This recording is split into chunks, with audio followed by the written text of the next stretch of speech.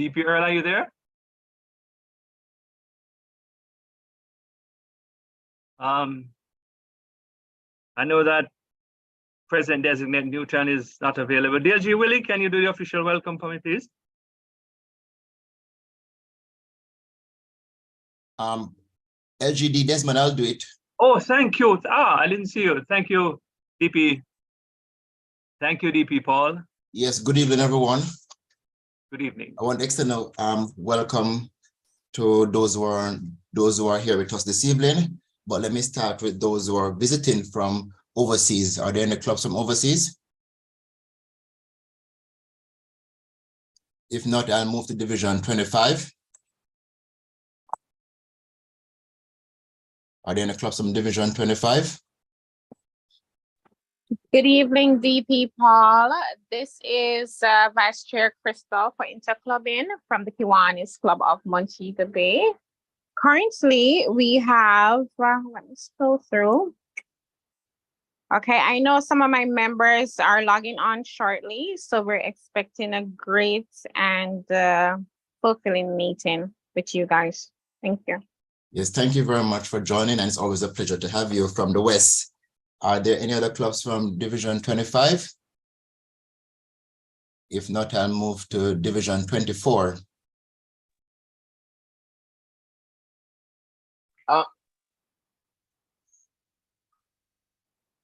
Division 23 East. Good evening, DP Paul. Good evening. Fellow Kiwanians and guests. I am Director Judith, bringing you warm greetings from the Kiwanis Club of New Kingston. Currently, we are 2 in number. Others will join shortly. Thanks for the invite and looking forward to an informative and interesting meeting. Yes, thank you very much, Director Judith. Our daughter club. It's always good to have you with us. And I trust that others will join as the evening progresses. Are there any other clubs from Division 23 East?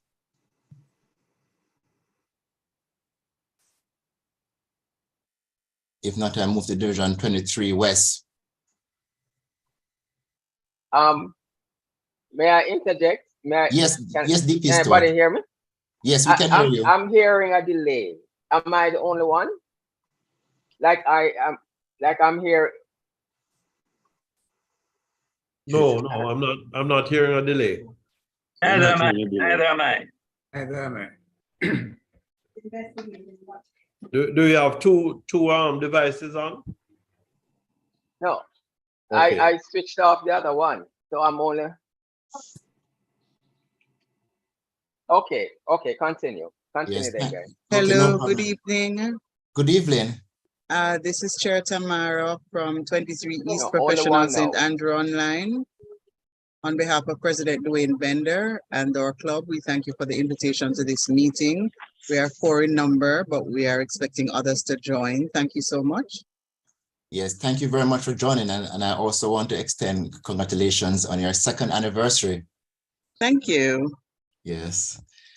Are there any other clubs from Division 23 West?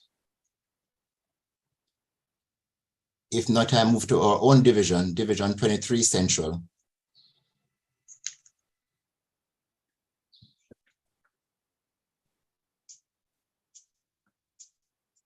Any club from 23 Central? I see DLG Keith. And also. Good evening, DP Paul. Yes, good evening, DLG. And members of Kiwanis Club of Kingston. I wasn't sure who is the head of the delegation, but let me just introduce members of the Kiwanis Club of Stony Hill who are present. I know our interclubbing chair is on, and DP Georgia, DP Dennis, and I hope I'm not missing any other who may crucify me later. But it's good to be here. Members of my other club, my 2nd club, President LaShawn and PD, you already said, I don't know if you need to say anything more. And you know, I know while he's Kingston and it is chairing the meeting, we have LGD Desmond from 23 CSO. Yes, thank you very much, DLG Keith. To you and the delegation for joining our meeting. Are there any other clubs from Division 23 Central?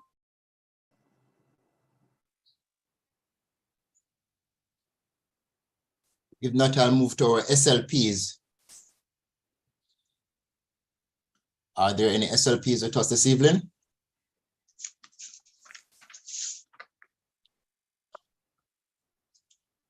Any faculty advisors? I see F.A. Aldith Douglas from Dunoon Park Technical High School Key Club. Okay, yes, thank you very much, LGD Desmond. Yes, I just saw a message that she put in the chat extending greetings from the Dunoon Park Technical High School, and she informed us that there are 2 members. Welcome, F.A. Aldith and your delegation. If not, I'll move to visitors of Kiwanians or prospects. Well, if there is none, my duty is completed, LGD Desmond, and hand over to you. Thank you so much. Thank you so much, DP Paul. Always available, even at the last moment. DLG Willie, I see your. Okay, fine. Yes. All right. At this time, I'll ask for apologies. Well, I apologize for the absence of President Junior Stewart. Are there other apologies? Yeah, we have an apology for Treasurer Alvin Lewis. Work commitment. We have an apology from Director Warren McDonald, who is off the island. And I believe we have an apology for distinguished President Richard Reese, although I heard a similar voice. No, he's here. Well, I heard him a moment ago. That's right. Okay, so, and as you mentioned, President Junior Stewart, who is currently off the island. Yes. Thank you. Thank you, DLG Willie.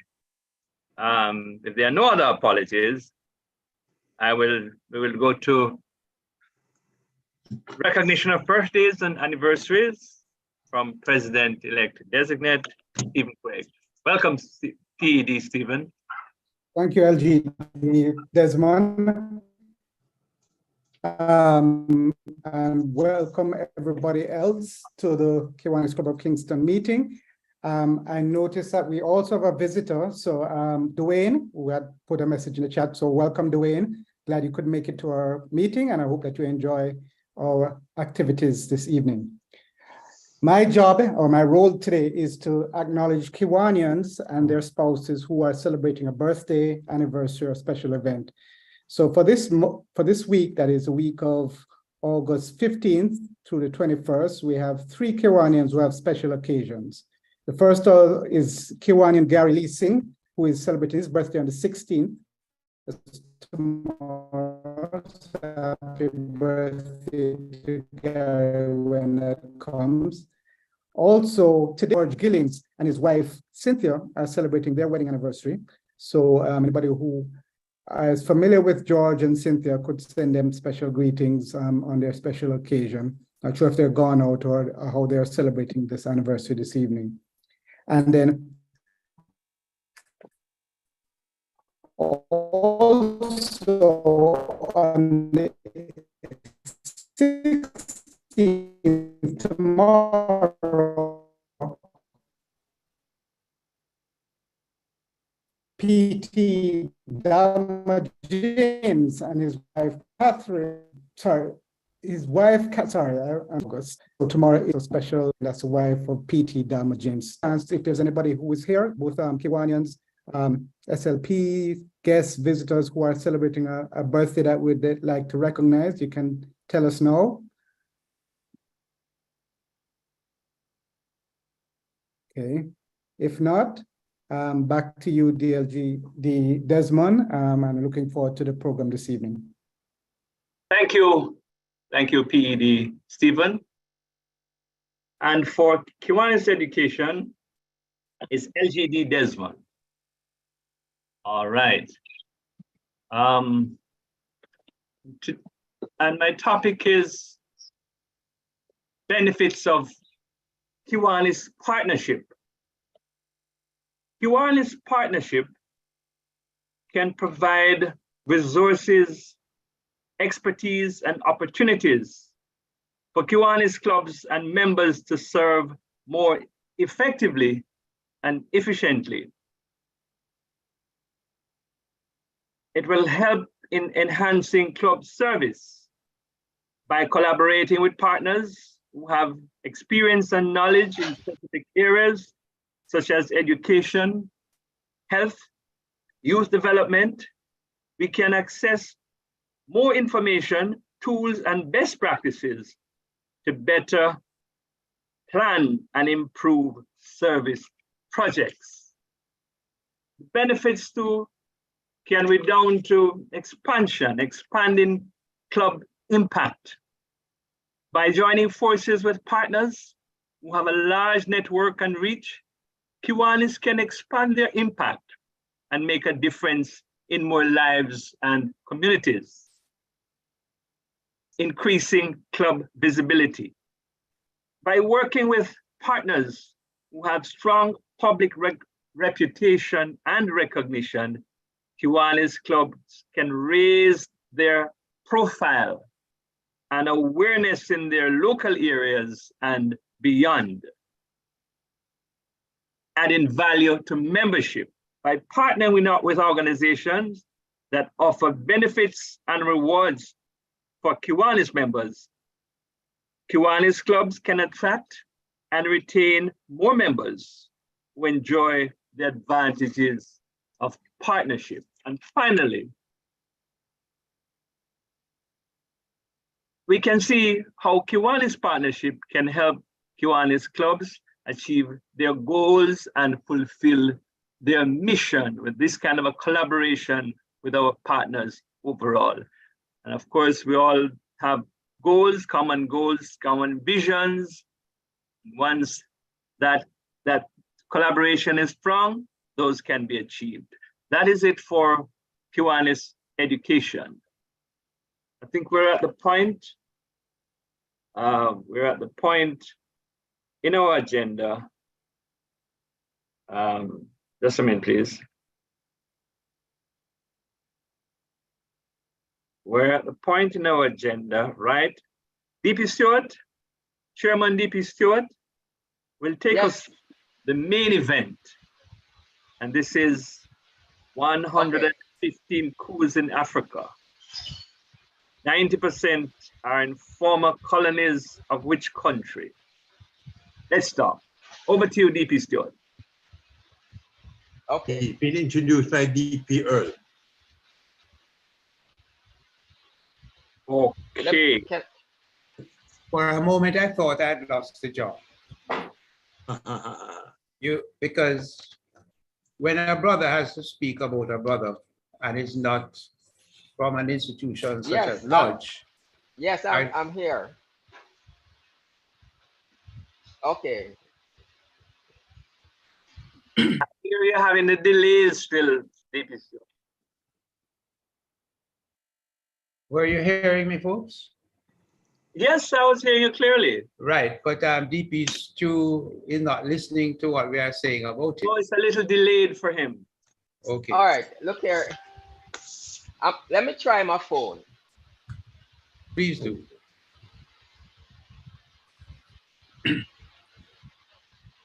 Tell me when you're ready.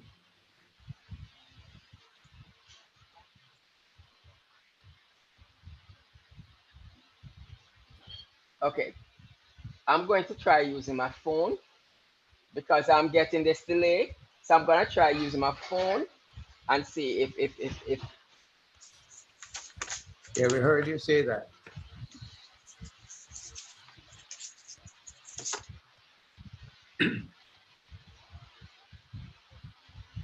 No.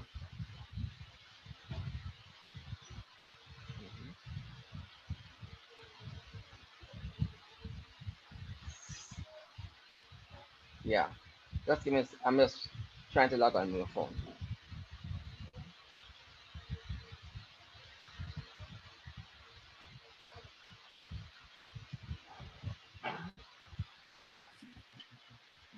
Good evening, gentlemen. Good evening, fellow Kiwanians. I'm back home, but I'm not I'm still on the road.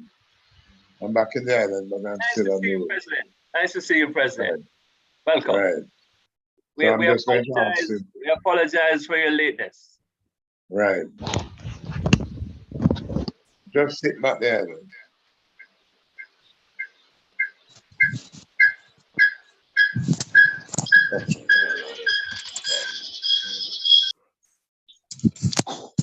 Okay. You ready now? Hello, can you hear me now? Definitely. And I'm Okay. about to introduce you. Right. Okay. I'm not hearing it double anymore. So you can go right ahead. Thank you. I am going to repeat. I thought I had lost the job. And when a brother has to speak on his brother and not really as in other institutions that are referring to brothers, but real blood brothers, naturally there's going to be a bit of bias. I can only say that DP Stewart is a workaholic. I remember him going through the rigors of being district secretary on 2 occasions, and I think they were successive. And that was way back. I can't tell you the year. And then they say, if you want to get something done, don't look for somebody who has nothing to do. Look for a busy person, as they will always make the time. Such a person is my brother. They say if you love the work you do, you'll never work a day in your life. And with him being the chairman of the meetings, producing all these, getting all these speakers who draw crowds, tonight, I hope we'll have a fair number now that he is the presenter. And he may not have the energy afterwards to play the music, but I think he will find it. We ask you to sit back and listen to DP Alphonse Clifford Stewart Spencer as he delivers tonight. Thank you very much, Earl. I don't know how many people knew my full name, but thanks for sharing. Okay, can everybody hear? Yes, can everybody hear me clearly now? He has had it for 75 years. Sorry about that. You had to tell them my age. Yeah. They don't have to believe it. I think you better get on with it. Earl never misses an opportunity to tell people my age, because I guess he wants people to remember that although he's up there, I am following close behind. Yeah, I'm 5 years older. Right, okay, fellow audience and guests, I'm gonna be holding my phone and doing what I have to do. But let me just start by saying a couple of things. I could have titled this presentation, I Have Something on My Mind. And in a sense, that wouldn't tell you what it is about. But to be honest, I really have something on my mind. I remember, I'll just share a couple of things that I did not know. You remember when Haiti had this major earthquake, might have been about 10, 12 years ago. That was the first time that I knew what France had done to Haiti in terms of forcing Haiti to pay reparations. I knew about the Haiti revolution, but I never knew that part. And it was when people were talking about Haiti during that period of time, because of the earthquake, that I heard commentators, speaking about that. And I did a little research to find out, more about it. The other thing that I didn't know until about a year ago, maybe a little over a year ago, was what France had done in relation to its former colonies in Africa. Now, France has sometimes they are direct protectorates or departments or territories. But I mean, what they, at a couple, and I think I even had a meeting where I played a tape by Dr. Arikana Shiambori Quo. And she was the first person who I heard speaking about what France had done to its former colonies. Now, we were a colony of Britain. And when in 1962, the Union Jack went down and our flag went up, although we knew there are political and geopolitical issues where we're not totally independent, but I think we really had an opportunity to chart our own path. We had after a while we had our own currency, etc., etc. France didn't do that to its former colonies in Africa, and there has been a spate of coups over a period of time, and this is why I titled it 115 coups in Africa, and that's a figure I picked up from a number of different sources. And I asked the question, I posed it, I said 90% of these coups have happened in the colonies of which country? And maybe by my little preamble, you have picked up already that that country is France. The most recent one is the one in Niger. Niger spelled Niger. And initially I wondered, okay, if a Nigerian, somebody from Nigeria is a Nigerian, so what do we call somebody from Niger? And then I realized they just changed an A to an E. Nigerian. And they are a Nigerian. A Nigerian or Nigerian. So that's how they do it. Now, the recent coup in Niger struck me because I remember when Arikana Shiambori was talking. There are a lot of tapes of her talking. She was the American, she was the ambassador, the AU ambassador to the United States. AU meaning the African Union, ambassador to the United States. She was at the time, her family was from Zimbabwe, but she had then migrated to the United States, had a medical practice. Her husband is also a doctor, a medical doctor. And she was basically doing her thing as an entrepreneur and a medical practitioner. Had a couple of clinics and so on. So when they asked her to do this, she didn't know exactly what she was getting into. But one of the things that she said is that she was surprised at the degree of the lack of respect that other people had. And I can't remember if she said it for Black people or she was speaking about Africans in this particular context. And then she had a spate of presentations where she basically spelled out what France and the clutch that France had on its colonies. So when, and then soon after, she served for about 2.5 years or something like that. And then her contract was not renewed. And one has to assume, or one can, or maybe let's put it this way, it's fair to assume that somebody didn't like what she was saying, because she was appointed by the then AU, the then president of the African Union. And when another president assumed that role, that was when her contract was not renewed. And I think it so happens that the one who was coming in was a president for one of these former French colonies. So, one could read between the lines.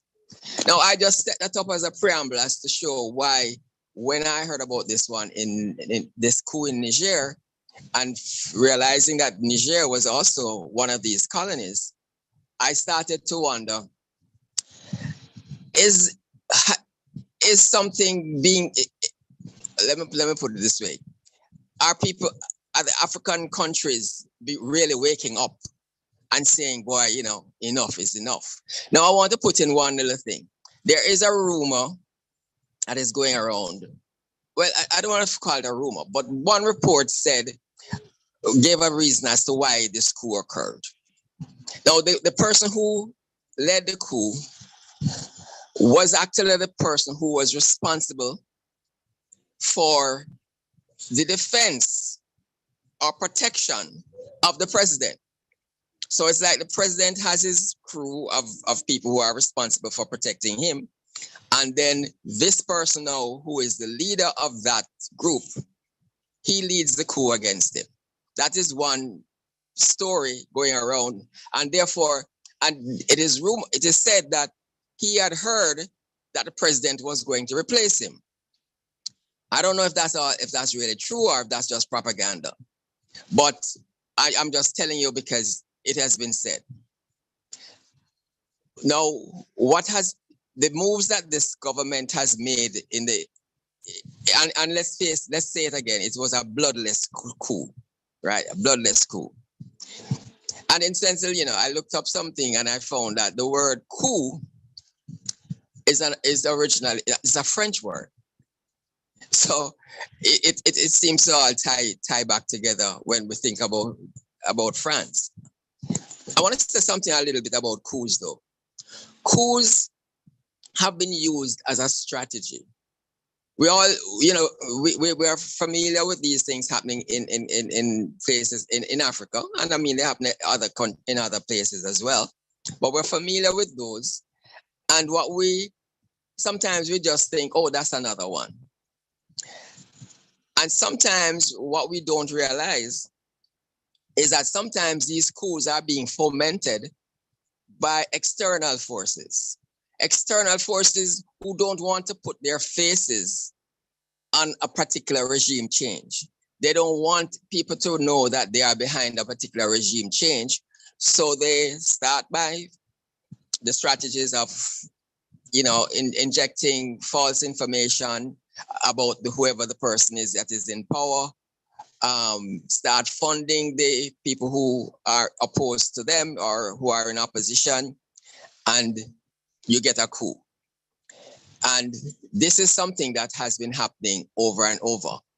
Now, this one in Niger does not have any background in terms of being promoted by any other party. And the people in the streets, the polls have shown that about 78 to 80% of the persons in the country are rejoicing about this coup. Now, what kind of the president that was deposed, his name is Bazoum, and I have heard a number of quotes. I didn't write them down here, but he was clearly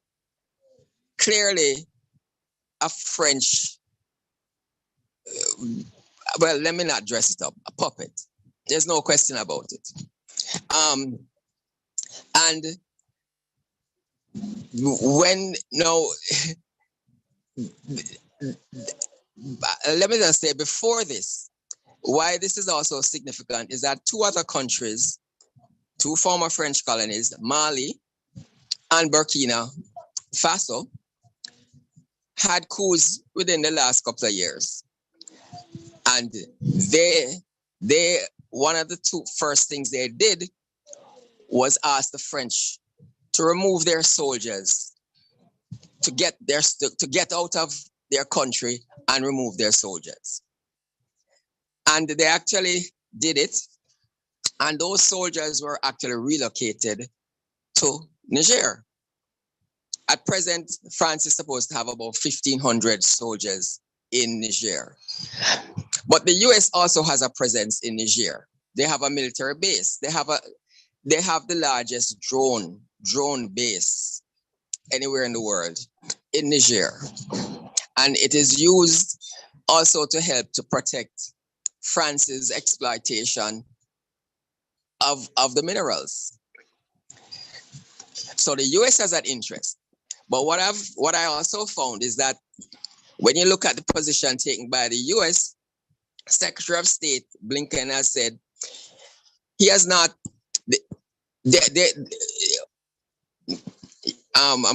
Some things are gonna have to go around a little bit because it's hard to get this thing in a sequence that just flows. But bear with me. Blinken has, the US does not want to call this a coup because they are hoping that the deposed president will be returned to power. There's another group that we need to know about. It's called the Economic Community, Economic Community of West African States. The acronym is ECOWAS. And so this is a country, it's like a NATO, like an African NATO. Only thing is that they are supported by the US and France. So they're not really very independent. And the leader of ECOWAS is the Nigerian president, and Nigeria is part of ECOWAS. Now, I was a little surprised when I heard that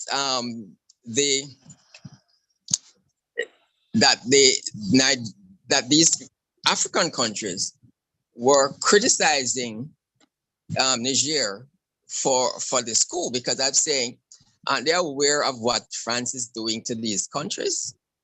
Why wouldn't they celebrate it, or just be, keep themselves as impartial and see what are they gonna plan to do and so on? And then that's how afterwards I realized that ECOWAS has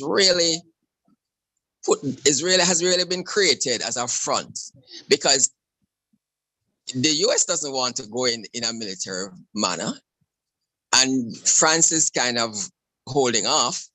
But if they can get the Africans to do it, because what ECOWAS did was issue an ultimatum saying that if the president who had been deposed, if he was not reinstated, and they gave them a deadline, I think the deadline was, the coup happened on July 26th.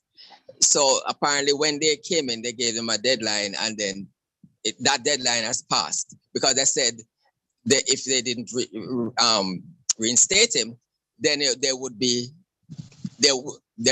possible military action. Now, let's see. Fast forward, the date has passed. There has been no military action. And it's interesting that when Mali and Burkina Faso had their coups, ECOWAS did not say that to them. They didn't give them any ultimatum. What they did was they set a timetable with them as to how soon you think you're gonna have elections. How soon can you now revert to a democratic scenario? And since that time, the military, those countries are still being ruled by the military. So I'm not sure what their timetable was, but they didn't threaten to invade Mali and Burkina Faso. And then now those two countries have said, if you invade Niger, we are gonna consider that as an act of war against us. And another thing to remember is that because Niger is a landlocked country. In fact, it's the largest area. It's the largest landmass, put it that way, of all the West African states. And it borders Nigeria, Mali, Burkina Faso, and a couple of things. Now, when Nigeria is making these kind of statements, one has to also remember that a lot of these boundaries are really artificial. Artificial in the sense that tribes that are in one country are also the same tribes in another country, because these are the lines that were drawn back in the day of back in 1884 at the Berlin Conference, which I'll probably talk a little bit about, later. But the point I'm getting at is that would people who will probably have family in these countries, would these soldiers really be willing to invade this other country and start killing their kith and kin? And another thing that has happened is that the Senate in Nigeria has said that no, we are not in support of any invasion. Use diplomacy. Okay, so right now, all of that has stalled. But let's look at it. Why are these countries? Why is the U.S. and France? Why are they so concerned? Well, one of the main things why France is concerned is that Niger is one of its main suppliers of uranium. And you might all know that France has, most of France's electricity is generated by nuclear plants. And it really gets a lot of its, Niger is not the only supplier of uranium to France, but it's one of their main key suppliers. And I'm sure it's their cheapest source because they're not paying France anything. They're not paying Niger anything significant for what they take out. They just take what they want. And I think at this point, I need to mention something about how that financial arrangement works between France and Niger, and by extension, the other countries that fall under that sphere of ex-colonies. France created what they call the CFA, which is really a currency that is used by these former colonies. So when you think about it, these countries have no monetary sovereignty. They don't have any monetary sovereignty. And the condition under which these countries got independence was that they had to sign an agreement. It was like an agreement. The word even has colonization in it. So they were actually being recolonized, but under different terms. And one of the terms of is that their foreign exchange earnings, 50% of their foreign exchange earnings have to be deposited with the French central bank. Another 20% is taken for financial liabilities. And then I guess they were allowed to keep 30%.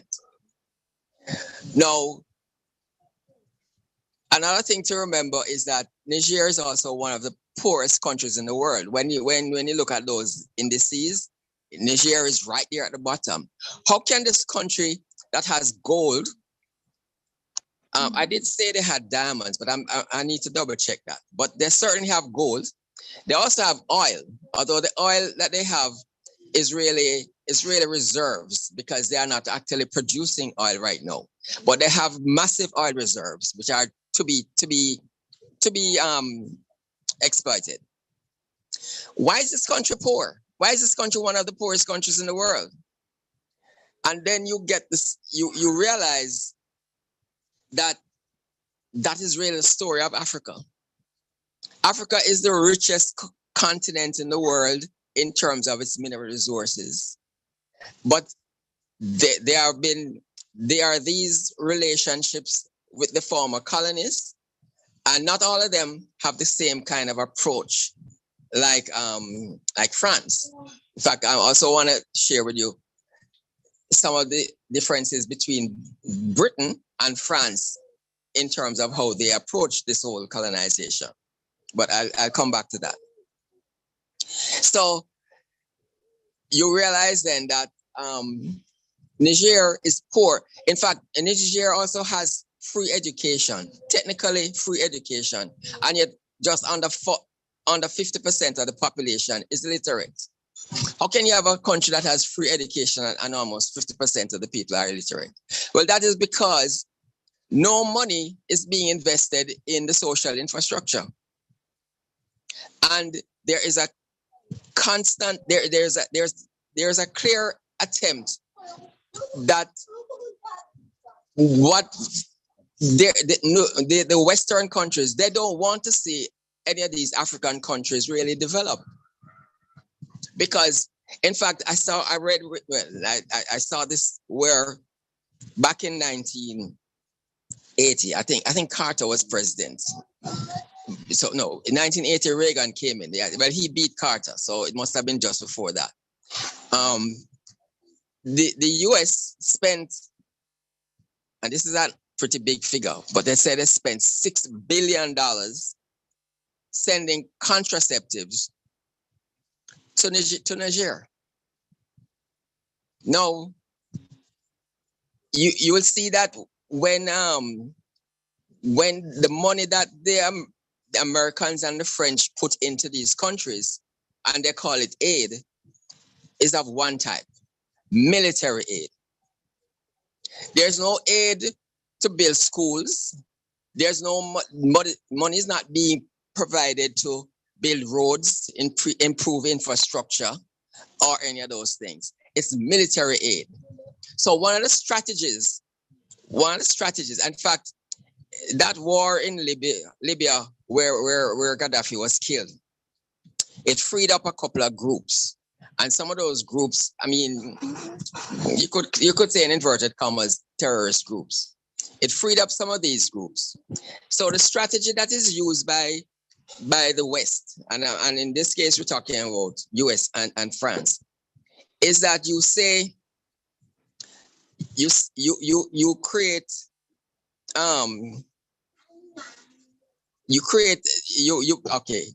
like the terrorist. You make it fertile for the terrorists. Then you say, okay, I'm going to protect you. So I have to put my bases in. I have to build my bases. There are 4 military bases in Niger. I know the drone one is the US, so I'm assuming the other 3 must be French. And then the rationale is that I have to have this military presence in order to ward off these terrorists. But there's no success in warding off these terrorists.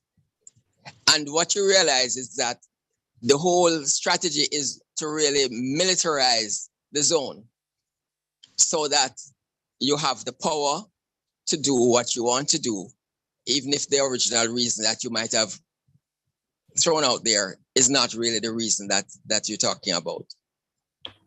So this is the picture that one can look at when you look at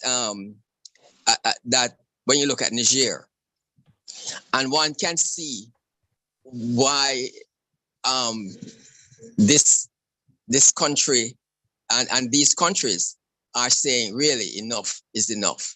Now, what is going to be interesting is to see, is this really going to be a turning point? Because it's not the first time that African leaders have tried to shake off the whole thing with France. In fact, Guinea was when these countries were offered this option to be part of the CFA and be part of this recolonization agreement with France. 2 countries said no. One was Guinea, and can't remember the name of the other one right now. But there was a retaliatory action. And there's another case now where Togo, which is one of the smallest countries in the world, where what actually happened when they resisted, the president was assassinated. Now, a lot of these things happen, and the fingerprints are not on the culprits, on the people who have actually carried out these things. But the whole picture is pretty clear as to how it came about.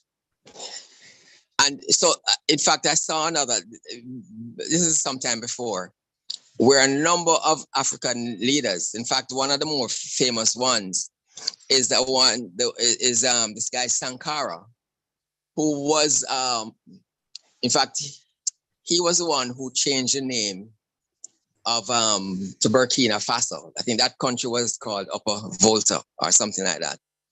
And he was the one who changed the name. And I think Burkina and Faso have certain meanings, I guess, in the African language, something like rising up or something like that. And he really started out in a way that says, hey, we have to do things differently. We need a different relationship.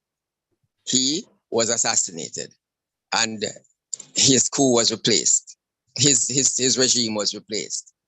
And what you find is that it's not so much democracy. Right now, people are saying, or the West is saying, we need to return to democracy.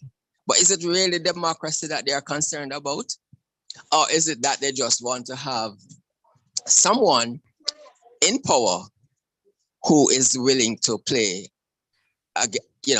their tune? And this is really the story of what is happening in Africa. It is heart-wrenching when you think about it. It's not an easy thing to get from under or from out of, but it is happening. And one is wondering, is this a turning point? Because France, there's no intervention, in other words, the West I guess they're playing a wait and see game. Now that pressure is mounting on ECOWAS to forget about this thing about invading. And if that's not going to happen, is the US and France going to, because, US has investments, they have that drone base. France has its hands on the uranium, and I'm sure they have their hands on gold, because there's no gold in France, but they have gold reserves. So is that what is going to happen?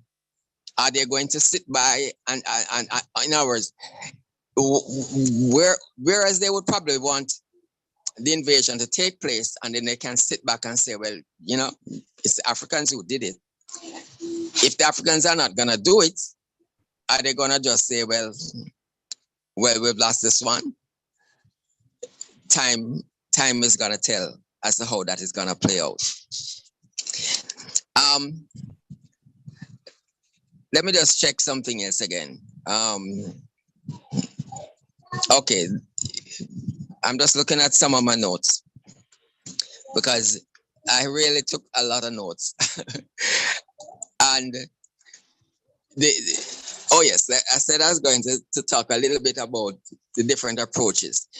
Now you'll notice that in the West African countries that France has, most of them are inland. The Berlin Conference was a conference in 1884, lasted for about 3 months. And it was Portugal who initiated it, and they asked the German chancellor to host it. So it was held in Berlin. There are about 14 countries there, although when I count the names of the countries that were there, it comes up to a little bit more than 14. But even the US and Russia was there. And this was a conference call saying, look, we're competing too much against each other in terms of what we want to get out of Africa. Let us agree on who gets what. And they carved up Africa. That happened in 1884.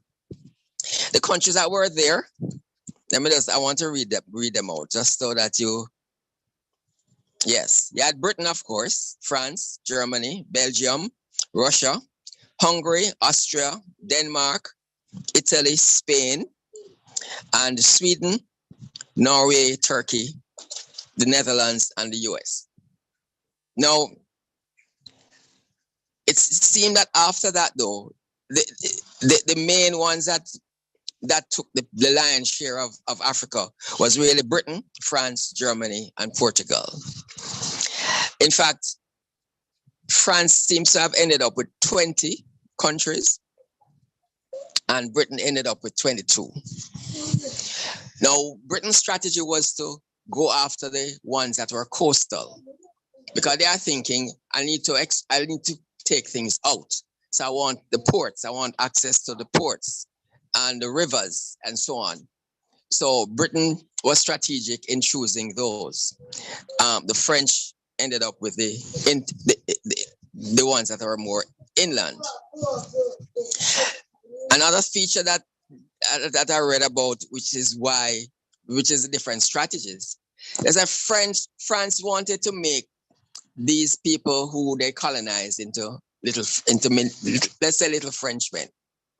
Britain didn't want to make people into British. And I think that is borne out by, some of the situations that have happened in Britain. More recently, you will see that they didn't want to call the immigrants British. They don't even want to call them British. So that was never their objective. But there was another thing is Britain seemed to have had a more indirect rule approach. France wanted more direct rule. And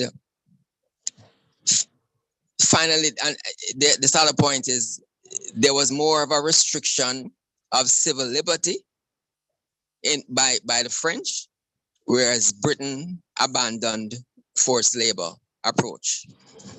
So they had these different strategies, basically, and that is an indication of how they approached the whole colonies.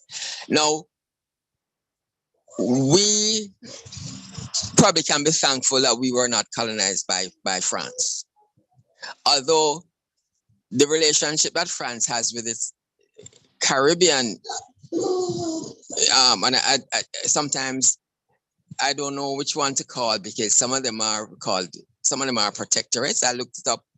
A protectorate is a country that has some kind of internal governance.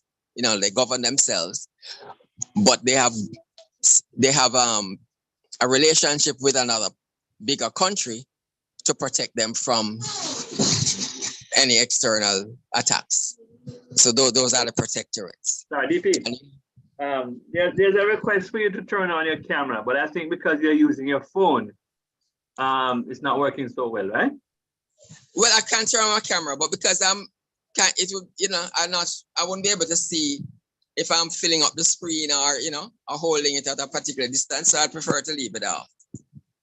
Or maybe when we start to get question and answers, I can turn it on. But because I'm moving my phone in and out, it probably wouldn't work well for a visual. Okay. So okay. Now we talked about coups in general, and I want to kind of give you an example of not everybody approaches them the same way. For example, the US has also organized some coups. And one of the first ones I'd mentioned is if you ask yourself, how did the US get Hawaii? How did the US come to control Hawaii? Well, the US had a lot of investments in Hawaii and sugar. And Hawaii was really controlled they had a queen. And I think she started to get some ideas of control, which was making the US a bit nervous. And they really basically engineered a coup to replace the Queen of Hawaii in order to ensure the supplies. And then they put somebody in place. And the name, you might be surprised at the name, but the name will ring a bell. The person who they put in place was somebody named Dole. Now, you know the name Dole as a brand in your supermarkets, and you would probably see the connection because, the pineapples and the sugar and so on. That's the same people, okay? So that was one of the earliest ones. Then you might wonder, unless you know the history, what about Cuba or Puerto Rico? They were Spanish colonies, but Spain was losing its stature in the world and really, wasn't really doing well economically. And those colonies were beginning to agitate for independence. But America didn't really want them to be independent, because if they became independent, then they may say, and America had investments in these places, they may say, well, hey, maybe we want to kick out the US or kick out, you know.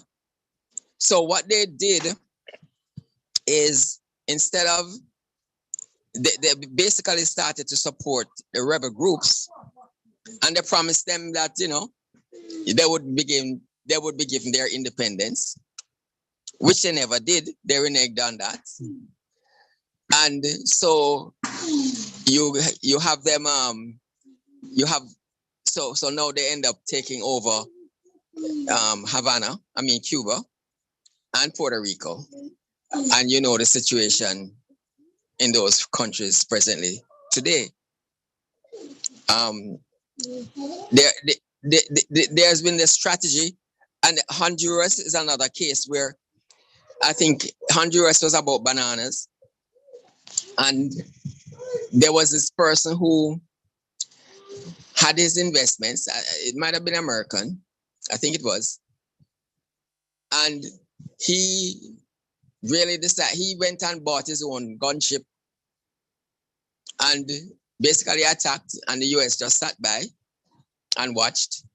And when and then in the final analysis, then they moved in and said, okay, ceasefire, and then they encouraged a particular regime change. And the guy actually who led this particular fight ended up is the Honduran people actually reimbursed him the money that he used to attack them and take over the place. So, and there are similar situations. And when the CIA was formed, we know about the CIA role in Iran, we know about the CIA role in Guatemala, and so on. So this is how the US has approached these coups. And there are more.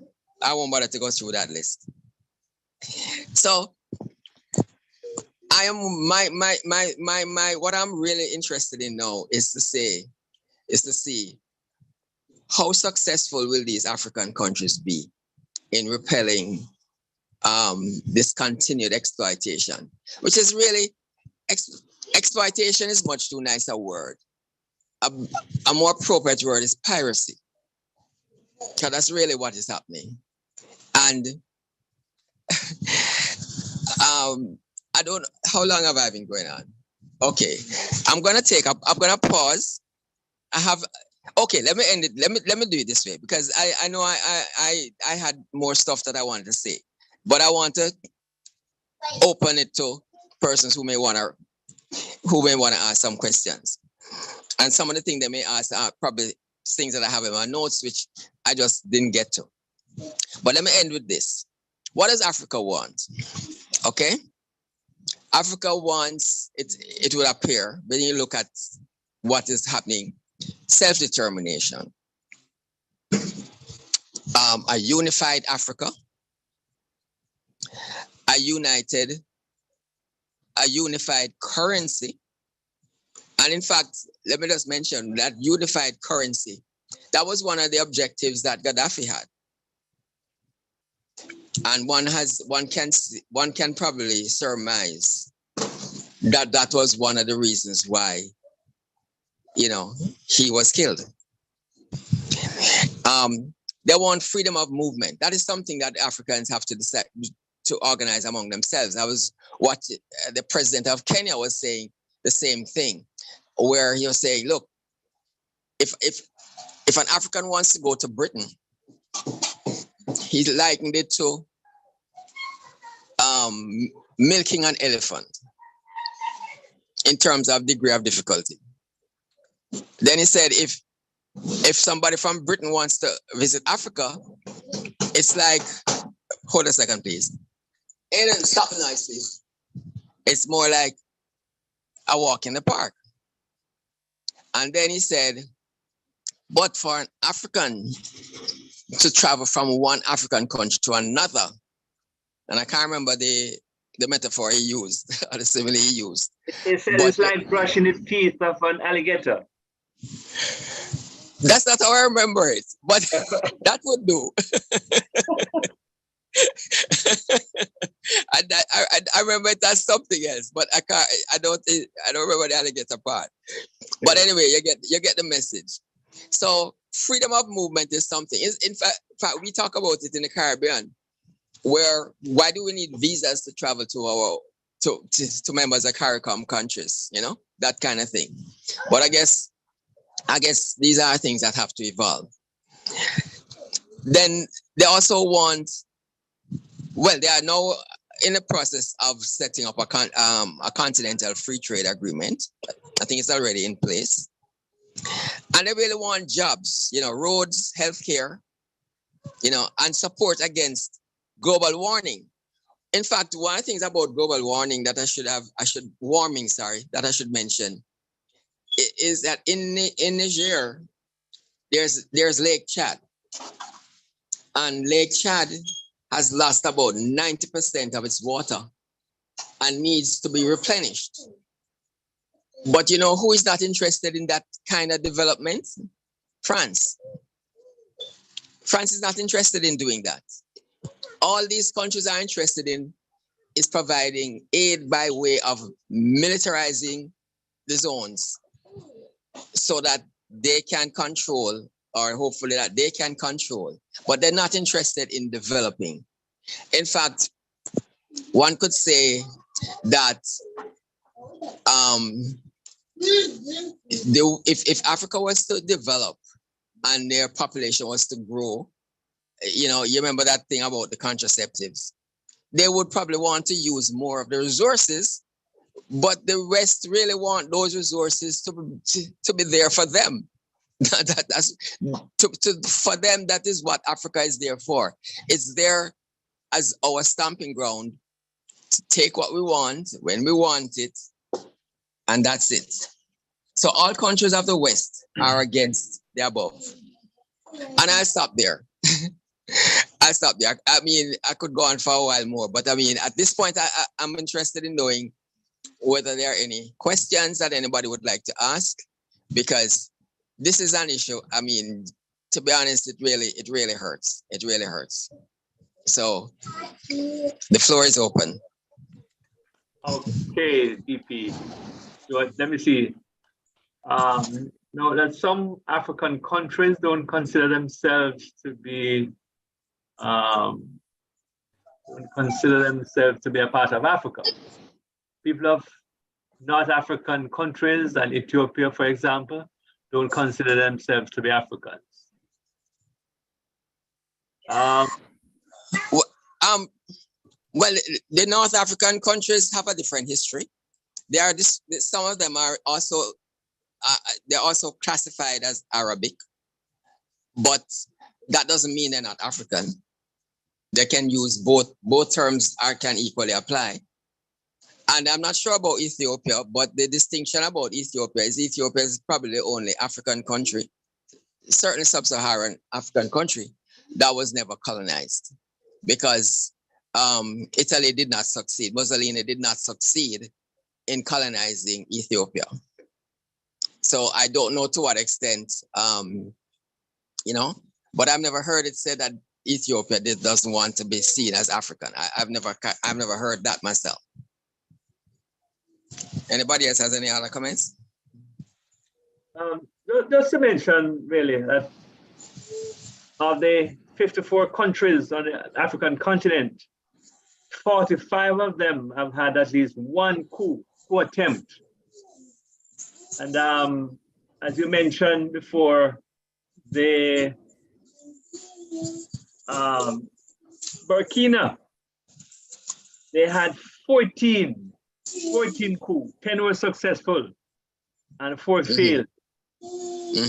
And Mali had also, 9 coups, 6 were successful, 3 failed. But for the reason we talk about exploitation or piracy, with Africa being divided into 54 countries, while we have just one United States, you have mentioned it maybe directly or indirectly in your presentation, but how do you see that really working in continuing to divide Africa so that the exploitation can continue? Well, you see, the Africans were not at the Berlin Conference, and they had no say in the matter. And the division of Africa was strategic. In fact, one of the things that they tried to ensure was that there were opposing tribes in like if they were to say this is the border for a particular country, they tried to ensure that there weren't all one set of people, so that if they wanted to foment conflict, they would have people who had reason to be, let's say, to be different. They were different. Another strategy that they have used, the colonies have used, that the colonialists have used, is the favoritism, favoring one tribal group over another. And in fact, that was the strategy that Belgium used. And I think that's what led to that particular situation in Rwanda, right? Where after they left, you know, it's almost as if to say they had left it in a situation where it was almost bound to explode. So, but if you're now talking, if the option now is there for unity, all right, it's gonna be a gradual. It would have to be a very gradual process. But if people want to do it and realize that unity is strength, you know, and maybe it won't all be everybody at first go, but maybe you might have groupings, and then the groupings could be extended. But I do believe that at some point in the future, certainly the whole idea of the currencies is a key one, because that is one way in which the West extracts money from. In fact, this strategy of France in creating the CFA currency, right? In fact, it was Chirac. I think Chirac was a former president of France. He had said that the way France rebuilt itself after World War II, they didn't even have to use much of their own money. It basically came from what they were able to extract from Africa. So, you know, it just cannot continue.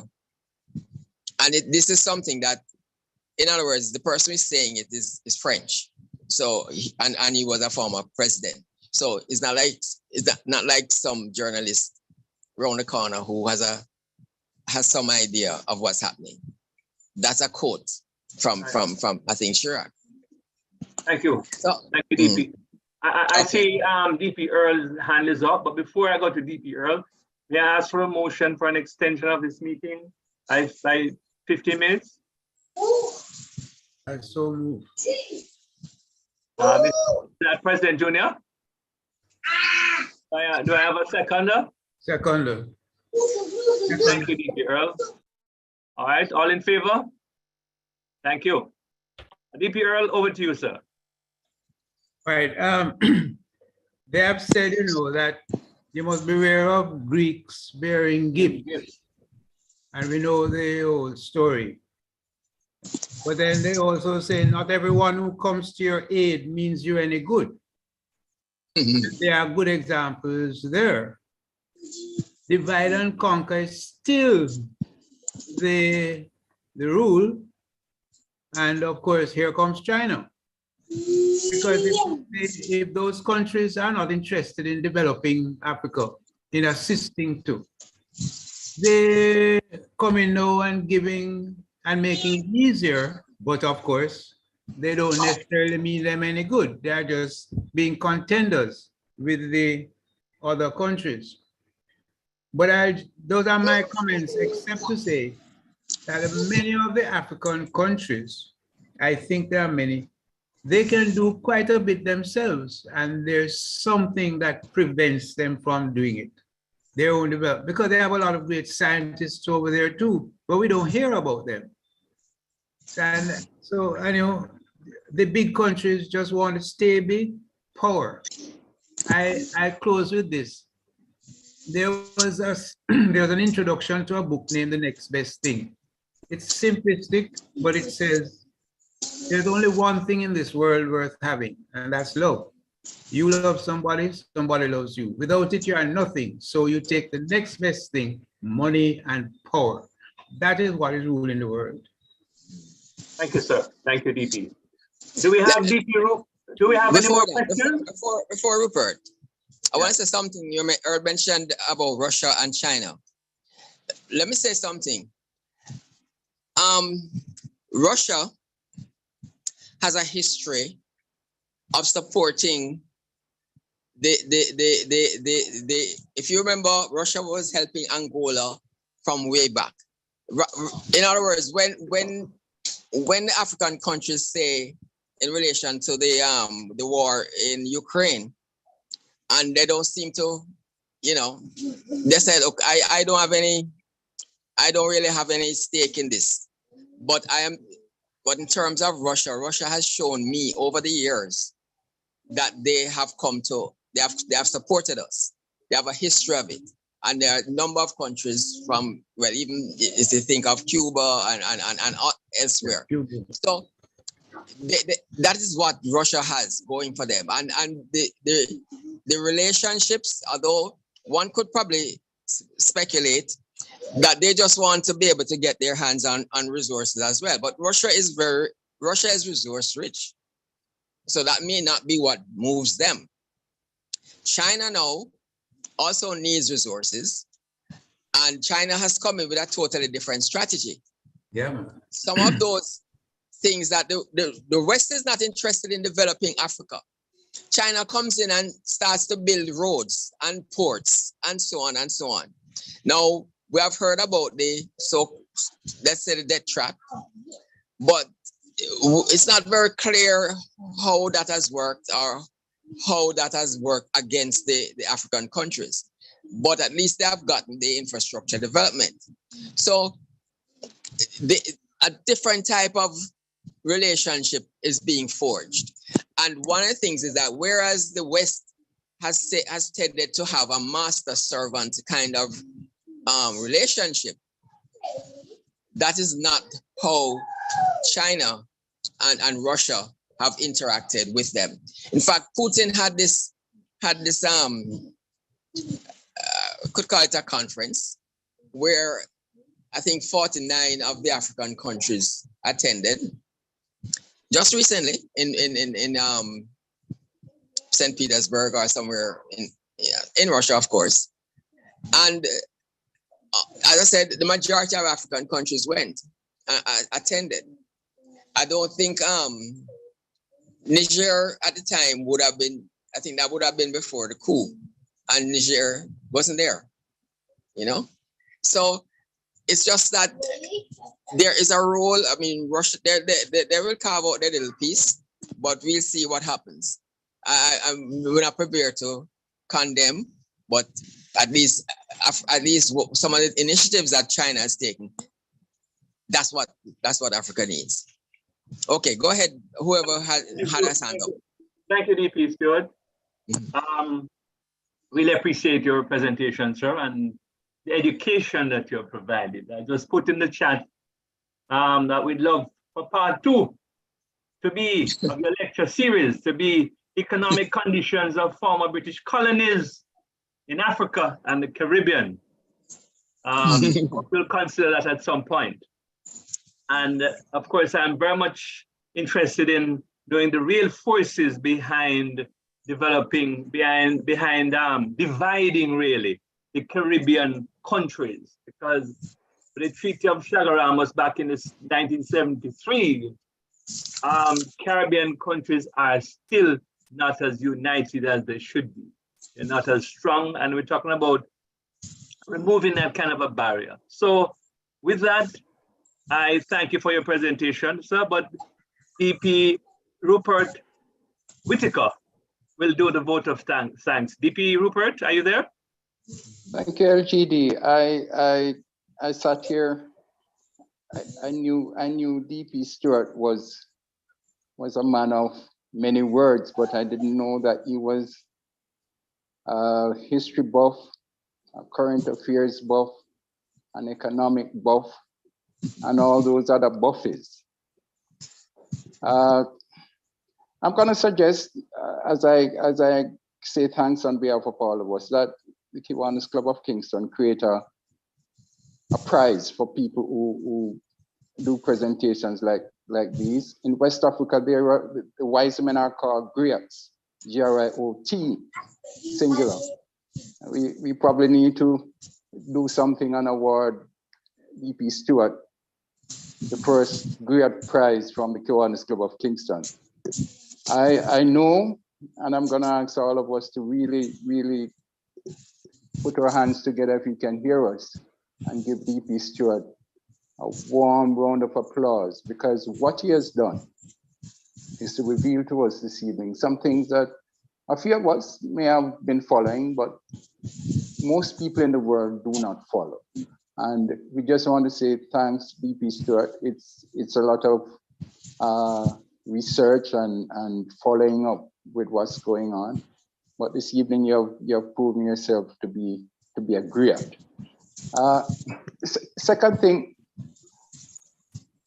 your name kind of reveals something, because Alphonse, I think is that French? We are not too. That first name I'm not too. I think my mother said that I was named after a Reverend Alphonse. Reverend Alphonse. Right. Yeah, but I don't yeah. think he was French, because he was named after a Spanish man who was named after a French man. But on behalf of all of us, sir, on behalf of all of us, and let me tell you, I personally, I'm so proud. I always want to listen to you. Sometimes I think that you know so much. You should write a book.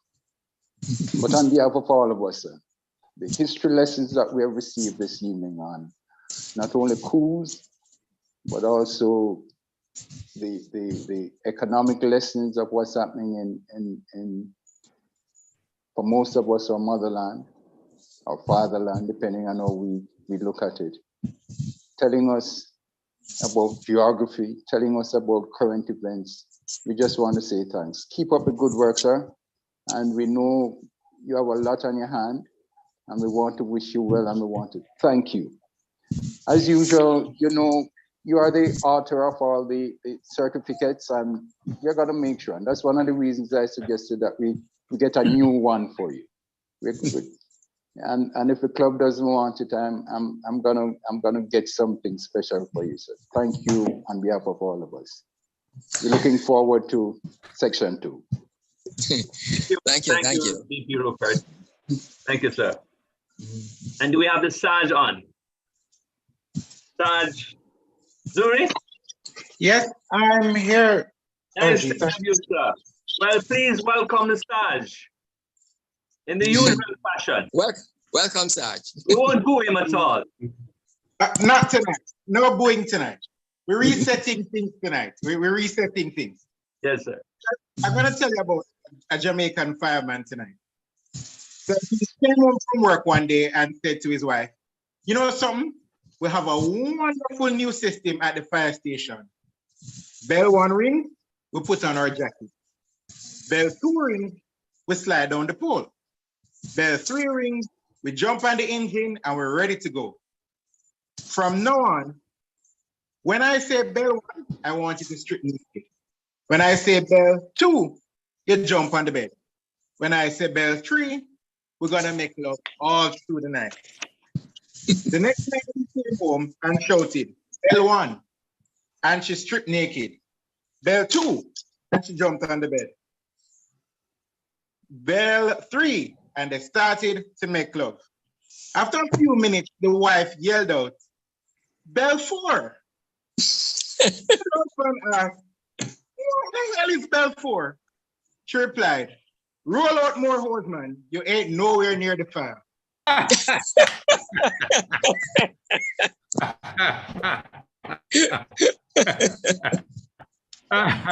Dangerous.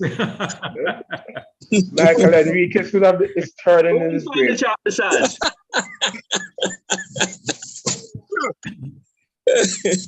Surprising. In conversation with one member earlier, I realized that maybe some people are just not paying when they are charged. So we're gonna start from scratch. So tonight is gonna be an indemnity night, right? So we're having an indemnity. So we're gonna have a blanket charge of 1,000 for all members, whether you're present or not, tell them. So this is to cover all the fines that you have not paid. And then going forward, we're having our new system. So we're having an indemnity, take good use of it tonight, blanket 1,000 all members, we cover all the charges that you have not paid, and then we'll start from scratch come next week. Have a good evening, gentlemen. Thank you, Sarge Guri. Let me just look back at, here we are. Okay, thank you, Sarge. Notices and announcements by DLG Willie. Over to you, DLG. Thank you, Lieutenant Governor Desmond. Good evening, all. Regarding notices, this Saturday is our monthly devotion and breakfast feeding program at the Murray Atkins shelter. That begins at 9 a.m. This Sunday, August 20th, is a President's Training Conference at the Secretariat that begins at 11 o'clock. It's important that all the directors and chairmen attend this conference. Just a reminder or note, on Tuesday, September the 12th, we'll be having a joint meeting with the Kiwanis Club of Constance Spring to celebrate disabilities, Kiwanis International Disabilities Day. And my last notice this evening is to make a note in your diaries or the changing of the guard and the joint installation of 4 clubs, that is Kingston, Nation Builders Kingston, Young Professional St. Andrew, and 23 Central Surrey Online, will be on Saturday, September 30th, during the Police Officers Club, starting at 4 p.m. Regarding interclubbing opportunities, I will circulate the interclubbing opportunities for the rest of the week tomorrow in the morning. At this time, LG designate Desmond, you may want to invite anybody who's on the call. If they have any announcements or notices, they may do so now. Thank you. Thank you, DLG Willie. All right, it's open for other clubs. Any announcements that you'd like to make at this time? Are there visiting clubs with announcements? No? Okay. If no further announcements, I will go to DP Stewart for the thought of the week. DP Stewart? Okay, thank you. Boy, I have to keep remembering LGD. I didn't focus so much on this, but I have one that I can pull out. I'm sorry, DP Stewart. I see DP Megan from the Kiwanis Club of Montego Bay. Your hand is up. Was that for an announcement, DP? Sorry, good evening, fellow Kiwanis. I just was not able to get to them on mute. Yes. The Kiwanis Club of Montego Bay, I don't know if this was shared before, the Kiwanis Club of Montego Bay invites you to our guest speaker night. That's this Thursday, August 17 at 6 p.m. And the topic is substance abuse, awareness and detection. And the guest speaker will be a fellow Kiwanian from the Kiwanis Club of Montego Freeport, but he's Mr. Clifton Thomas, Regional Prevention Manager for Western National Council on Drug Abuse, Ministry of Health and Wellness. So we invite you to join us on Thursday evening at 6 for our guest speaker night. the flyer will be shared. You send the link to us? Sorry, we definitely will. We will definitely will. We'll share the flyer with the link. We will. Go ahead, DLG Willie. You're saying something. Thank you so much. Thank you very much, DP Megan. DLG Willie, you're about to say something? No. Okay. I'm okay, thank you. Right, thank you. Okay, DP Stewart, back to you, sir. Thought for the week. Thank you. Okay. This one is a quote by Ralph Waldo Emerson. He says, the purpose of life is not to be happy. It is to be useful, to be honorable, to be compassionate, to have it make some difference, that you have lived and lived well. And my other one is, the biggest room in the world is the room for self-improvement. And those are my two thoughts. The LGD. Thank you, DP Stewart.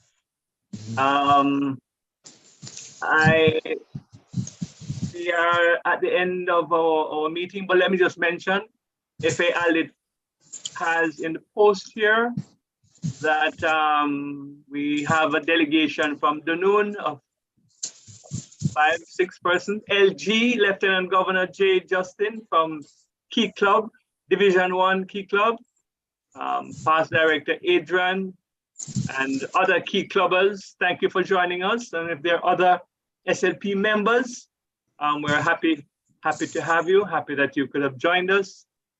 And let me say, we're at the end of this meeting. So thank you all for coming. Thank you everybody for participating.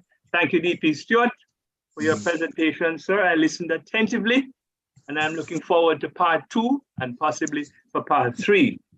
Thank you for everyone for coming and joining and participating with us.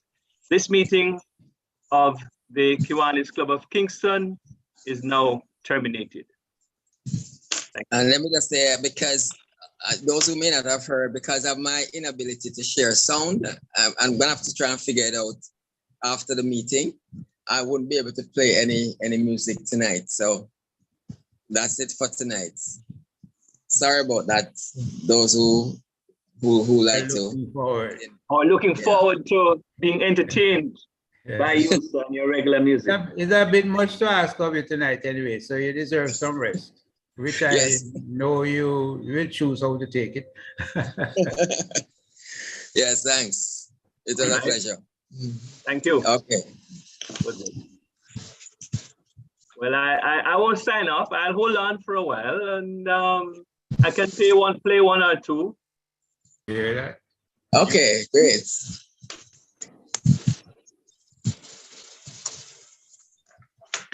Let me just stop the recording because it was on. Okay. Let me just share to do that. I think I have to share to do that. 1 sec.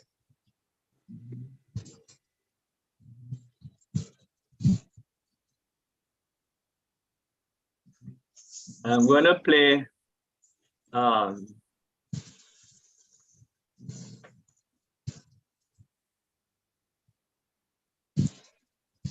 hold on.